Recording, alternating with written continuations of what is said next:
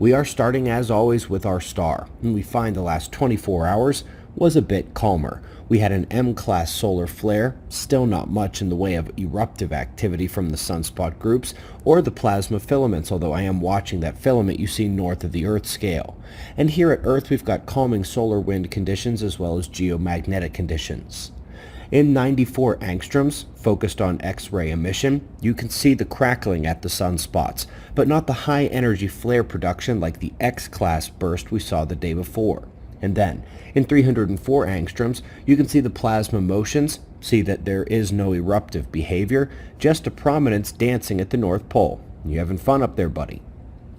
Looking at the sunspots, we are obviously paying close attention as the incoming group continues its track towards center disk. It put out the big CME 4 days ago, and yesterday morning the X-class flare, but we are also monitoring the spots just ahead of it. There's a considerable amount of morphing and development there, and either one of these could develop a beta gamma delta region within them over the coming hours. We'll have eyes on it. Nice recap here of the polar vortex-driven cold wave and subsequent heat wave at the end of last year. We smashed record cold, record snow, and then broke heat records on the tail of it.